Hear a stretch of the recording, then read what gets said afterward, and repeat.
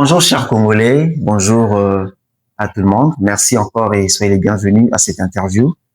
Aujourd'hui, je suis avec monsieur Anatole Limbongo Ngoka, qui n'est pas quelqu'un à présenter ici sur la chaîne Nouvelle Ère, parce que plus d'une fois, j'ai eu l'occasion de l'interviewer. On va le saluer en piste. Ensuite, on va passer au vif du sujet. Bonjour monsieur Anatole. Bonjour Fortuné, ça va? Ça va, je vais bien. Ok. En tout cas, en pleine forme. Oui, pas de souci. Alors, si aujourd'hui nous sommes là parce que monsieur Anatole est passé plus d'une fois ici, comme je disais en amont, et il était candidat déclaré à l'élection présidentielle de mars 2026, qui arrive bientôt. Malheureusement, j'ai attendu. Les autres ont déposé, les d'avant Foula sont passés, les Singavés a déposé hier, le président sortant, monsieur Denis Sassou Nguesso a déposé, et tous ces candidats que nous savons ont déposé. Malheureusement, j'ai attendu monsieur Limbongo, que j'ai reçu plus d'une fois ici, et j'ai rien vu. Alors, j'ai voulu vérifier de moi-même. La liste des candidats officiels ont été clôturés. Monsieur Anatole ne se présente pas. Alors. Oui, effectivement, Fortuné, c'est vrai, je ne me présente pas parce que la raison est assez simple. Hein.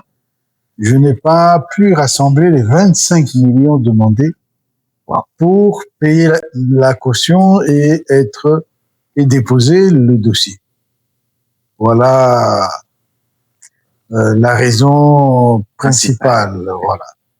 Alors, en même temps aussi, bon, je pense que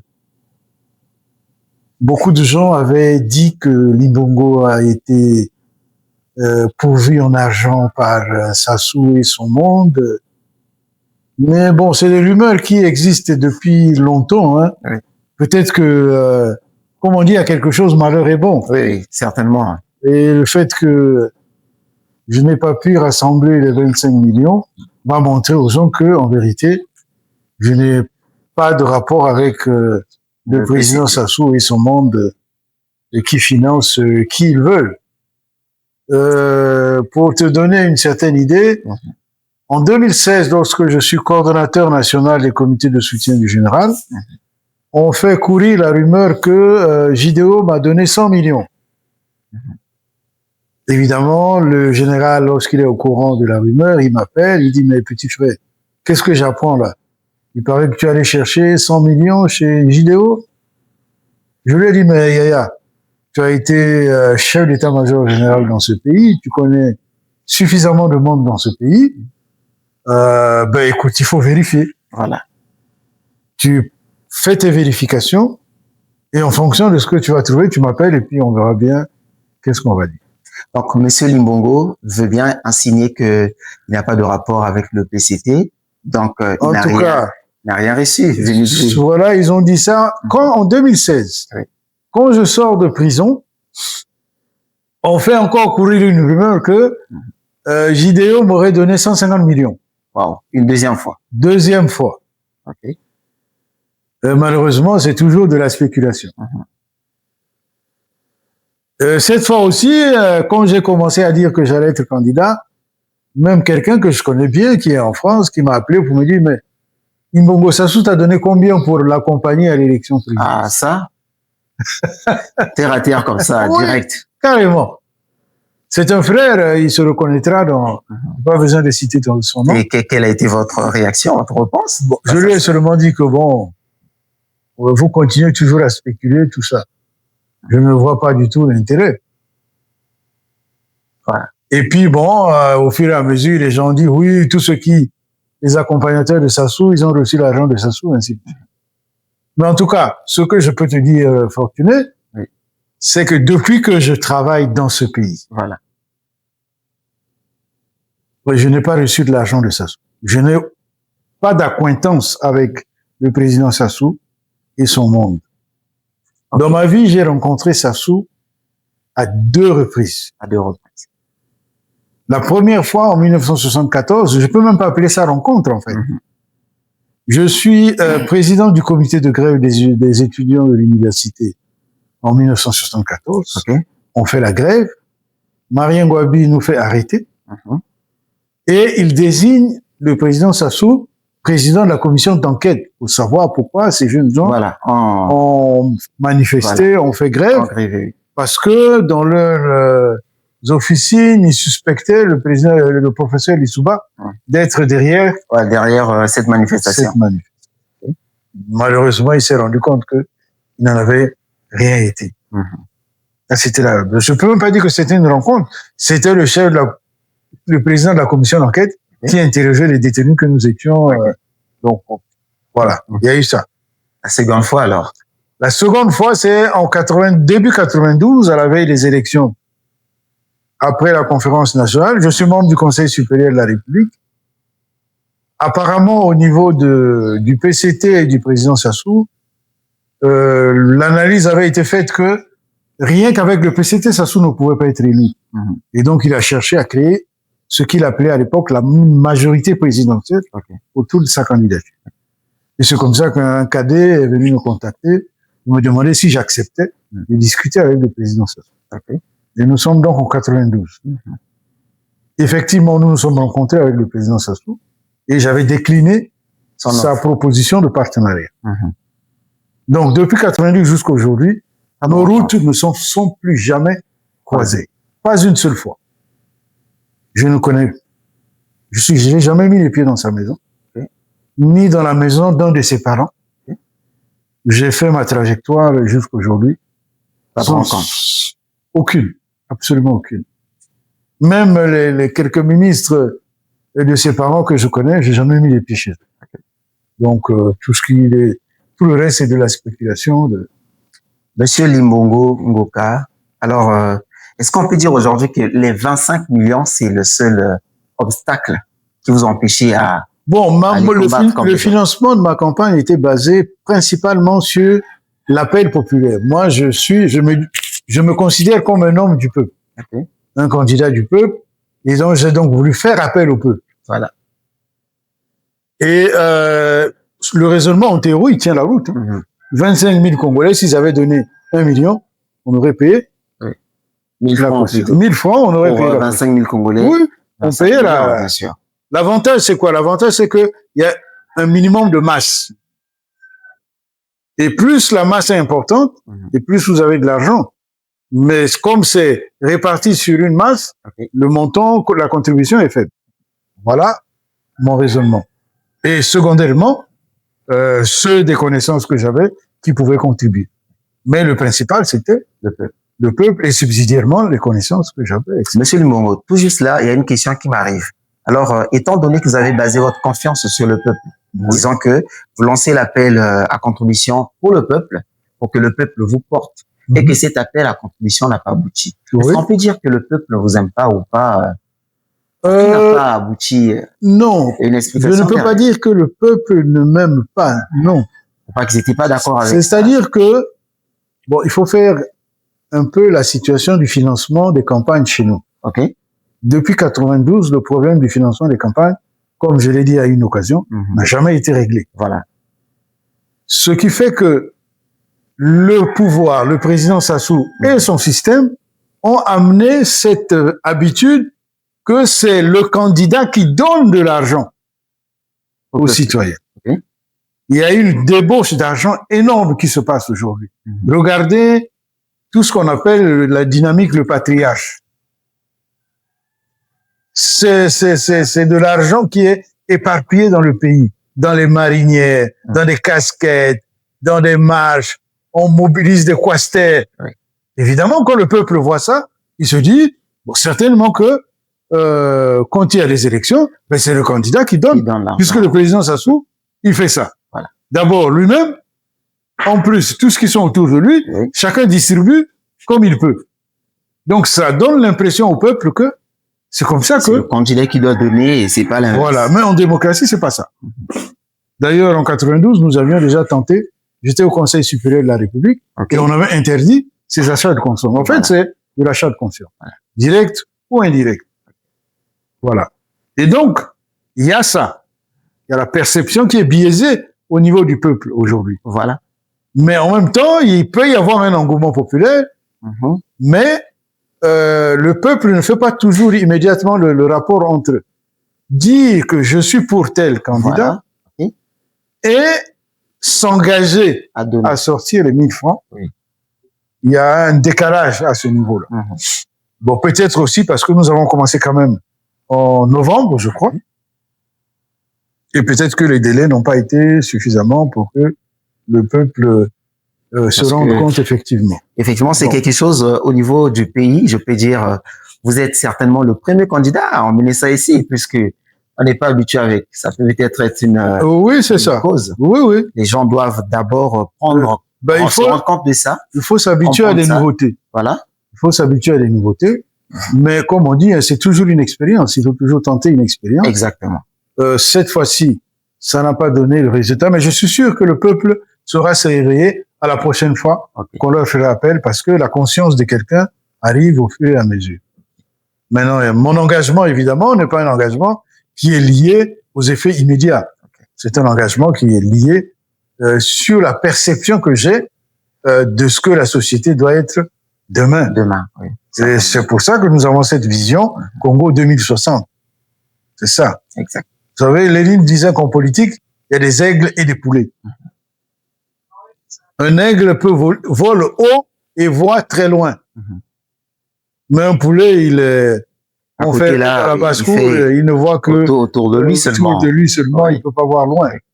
Donc, je me considère comme un aigle au sein du peuple. Donc, vous regardez loin. Je peux voir haut et loin. Et je vois l'intérêt du peuple. Et donc, je m'engage sur cette base-là. Même si le peuple aujourd'hui ne le sent pas, ou bien n'est pas vraiment d'accord avec moi, je comprends très bien. Voilà. Puisque nous ne sommes pas au même niveau de perception des réalités du pays.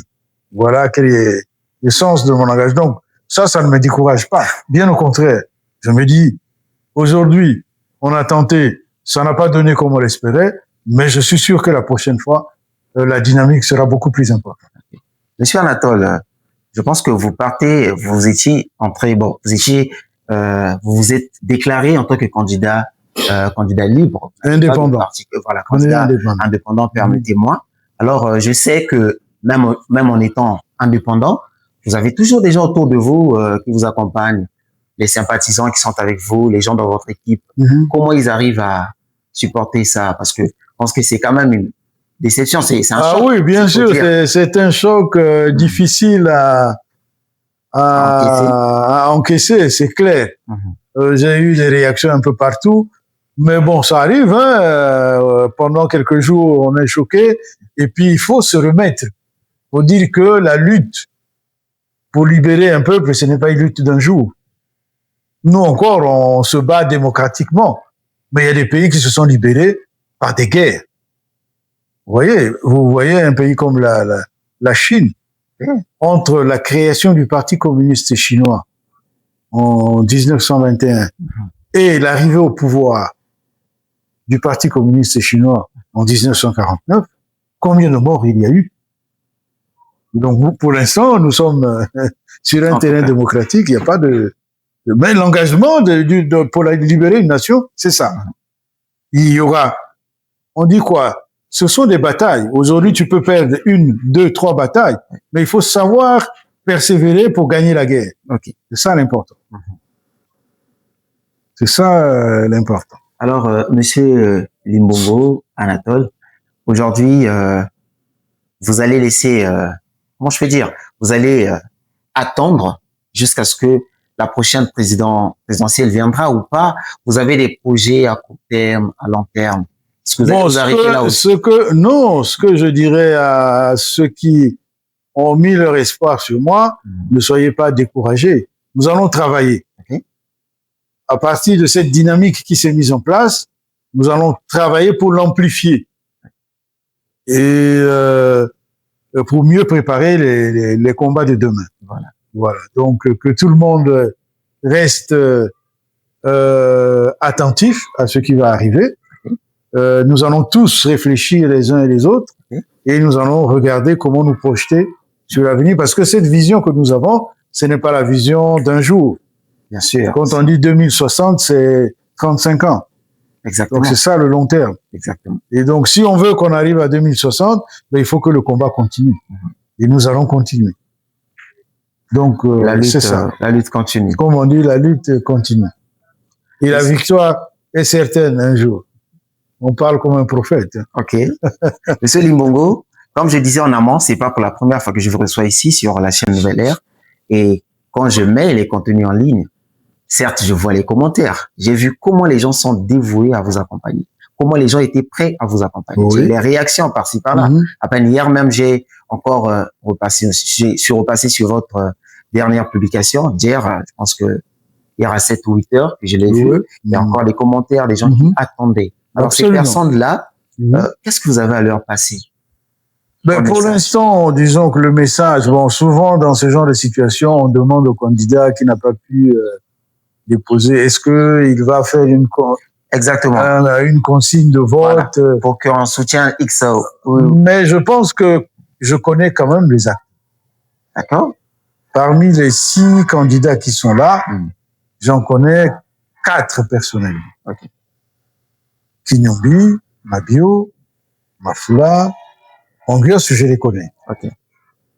Ceux avec qui je n'ai pas vraiment eu des rapports particuliers, c'est Manangou et Gavé. Okay. Voilà.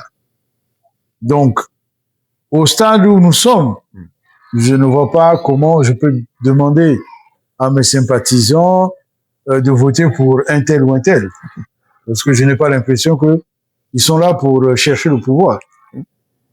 Apparemment, beaucoup sont là pour être là. Parce que j'ai vu quand même qu'en 2021, ceux qui étaient déjà en 2021, aucun d'eux n'est arrivé dans la Nicolas. Si je prends cette contrée-là. Bon, mais si tu veux gagner le pouvoir, il faut bien que tu arrives dans la Nicolas. Si tu ne fais aucun effort pour arriver dans la Nicolas, ça veut dire que tu n'as pas besoin de gagner le pouvoir. Juste avant que vous continuiez, monsieur Anatole, est-ce que le pouvoir du pays dépend de la Nicolas? Non. C'est ce qui va arriver.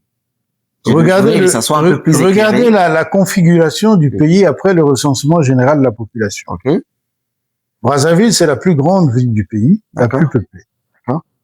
Puis dans le sud, c'est Pointe-Noire, qui est la ville la plus peuplée. Dans le nord, le département le plus peuplé, c'est le département de la Nicolas. Donc tu as cet alignement-là. Donc si tu n'arrives pas au département le plus peuplé, donc on est censé avoir le corps électoral le plus important dans la partie nord du pays, qu'est-ce que tu vas revendiquer? Puisque tu n'es pas présent. Si tu n'arrives pas à Mosaka, dans le département Congo-Ubangi, qu'est-ce que tu vas revendiquer? Délégués dans chaque bureau. Il faut 6620 délégués, plus ceux de la force publique qui votent le 12. Avant. Bon, à ce moment-là, est-ce que tu as envie de conquérir, d'arriver au pouvoir ou pas? Vous voyez, même dans les pré-campagnes, les campagnes préliminaires que se sont effectuées, apparemment, je suis le seul à être arrivé à Bétou. Ce qui est naturel. Vous étiez expulsé. On m'a expulsé à Ignélé. C'est notre donc, première rencontre. Bétou, c'est plus haut. Avec vous. Je descends à Ignélé. Le président Sassou et ses gars disent que non.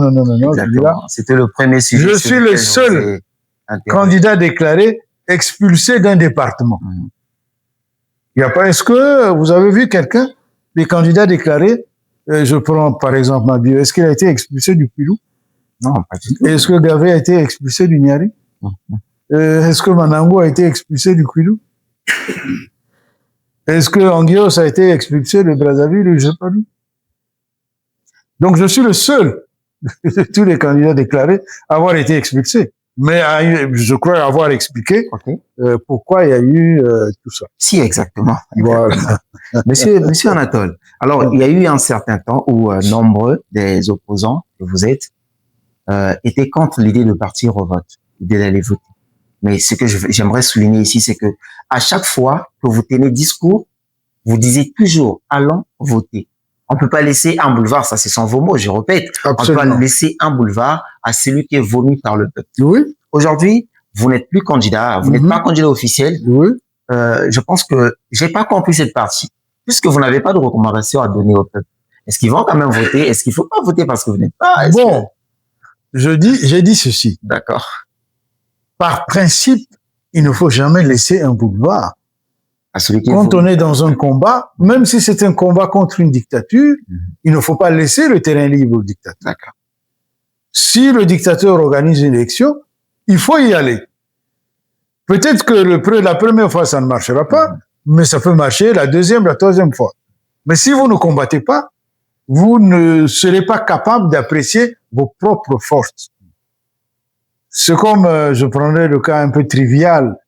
Vous êtes une équipe, vous êtes dans une Ligue des Champions, comme on le voit là, et vous voulez pas jouer les matchs. Mais comment vous allez gagner la Ligue des Champions? Impossible. Il faut aller sur le C'est terrain. impossible, il faut être sur le terrain. C'est ça le principe. Allez voter. Voilà. Maintenant, si aujourd'hui je ne suis pas candidat, OK. mais peut-être que s'il y avait un candidat qui, pour moi, avait la volonté d'aller à la conquête du pouvoir, j'aurais pu appeler mes sympathisants et dire, bon, on va soutenir Inter, on va lui donner un coup de main. Peut-être que ça peut marcher. Mais des 6 de l'opposition, entre guillemets, que je vois, il y a personne à qui je peux... Quand je vois leur manière de faire, ainsi de suite, aucun ne me donne l'impression qu'il veut aller à la conquête du pouvoir. Ongios, je sais ce que c'est. Depuis 2009, il est dernier, mais il a toujours de l'argent pour payer la caution. C'est compliqué, ça. Donc, il sait pourquoi il le fait. C'est compliqué. On échoue, mais on continue quand même à donner l'argent. C'est même pas...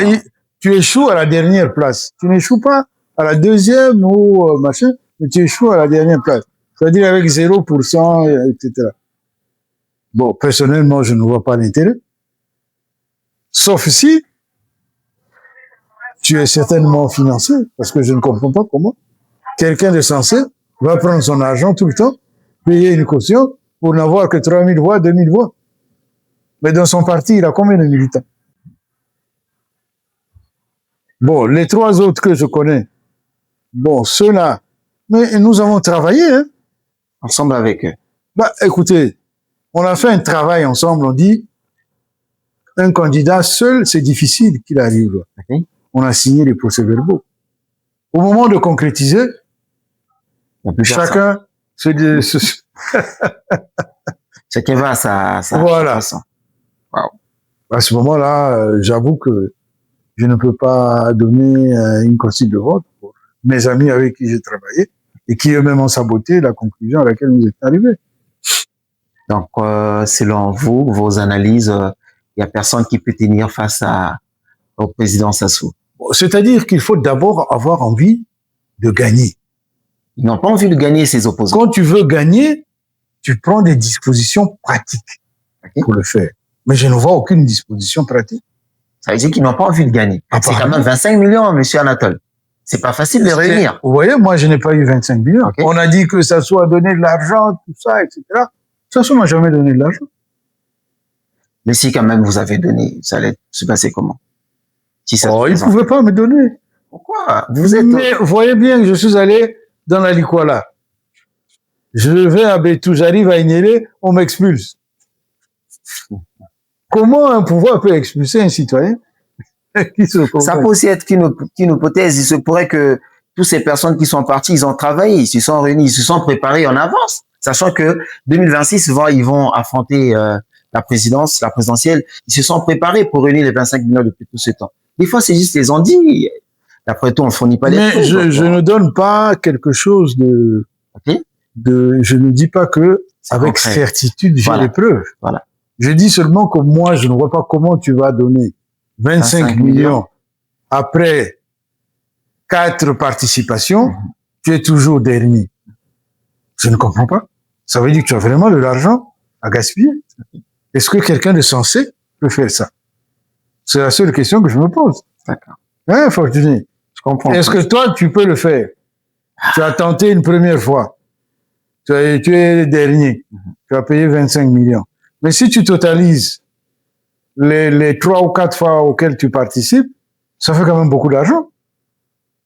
Vous avez parfaitement raison, sauf que on apprend de nos erreurs. Il se pourrait qu'ils ont cherché, ils ont travaillé, ça n'a pas été, ils ont appris, et maintenant ils reviennent avec une force de frappe. Oui, mais malheureusement, le score est le même.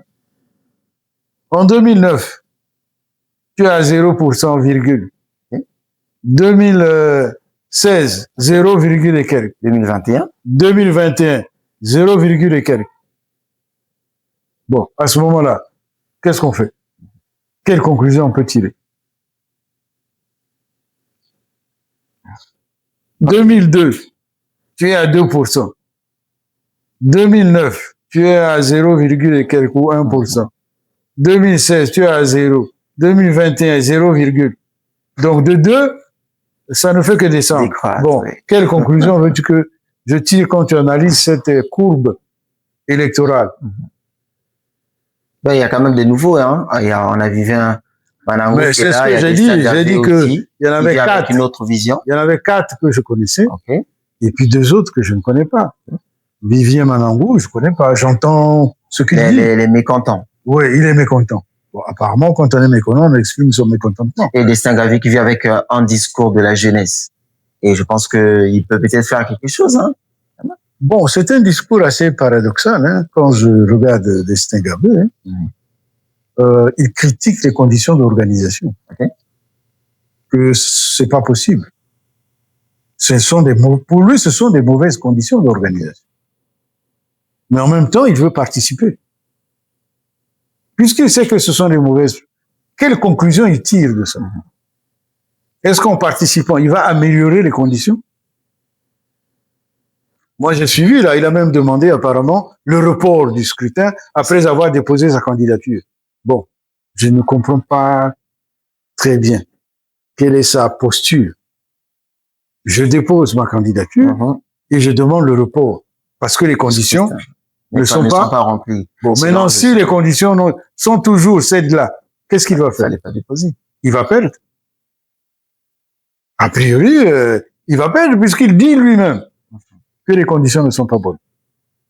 Moi, je ne critique pas les conditions. Okay. Je l'ai expliqué d'ailleurs à une occasion. Je dis, le président Sassou est arrivé au pouvoir par coup d'État. Donc, ils ont cette maxime que le pouvoir est au bout du fusil. Pour le conquérir et pour le conserver, on est capable d'utiliser les armes. Ça, c'est un. De 2, ils n'organisent pas les élections pour les perdre. Ça, c'est la deuxième maxime. Donc, ce sont ces 2 maximes qui donnent les résultats des conditions d'organisation. À ce moment-là, je me dis, j'ai le choix. Ou je vais, ou alors comme je sais que je n'ai pas la force d'annihiler leur philosophie d'action, je reste assis. Parce que tant qu'ils ont toujours cette philosophie d'action, j'ai beau crier, améliorer les conditions, tout ça, ça ne sera jamais amélioré. Puisqu'ils n'organisent pas les élections pour les perdre. Donc ils feront toujours comme ils ont. Depuis 2002, c'est la même chose. Parfait. Alors, Monsieur Anatole, la dernière peut-être ou l'avant-dernière question. Ce dynamique que vous avez organisé autour de vous pour vous accompagner à cette élection qui ne s'est pas tenue comme prévu, est-ce que vous allez en faire un parti ou pas? Bon, on va réfléchir avec tous ceux qui ont été autour de moi. Okay. Et puis nous allons voir comment aborder les questions d'avenir. À ce moment-là, vous saurez certainement ce que nous allons faire. Si, bien sûr, mais ce qui est toujours ouvert. Ce qui est sûr, c'est que la vision du Congo 2060, ben, je me battrai pour qu'elle se réalise. À ce moment-là, on verra sous quelle forme on va continuer le combat. J'ai dit tout à l'heure, la lutte continue. Voilà. Mesdames et messieurs, merci beaucoup de nous avoir suivis. Alors, je suis Fortuné Kaya, j'étais avec monsieur Anatole Ibongongoka, qui était déclaré candidat à l'élection présidentielle. Malheureusement, les choses ne sont pas passées comme prévu. Alors, j'étais là pour prendre la vraie version de qu'est-ce qui n'a pas marché. Vous l'avez écouté. N'oubliez pas de liker, de vous abonner, de partager. Merci beaucoup. Pour me contacter pour vos interviews, me contacter pour passer un certain message. Le numéro se trouve...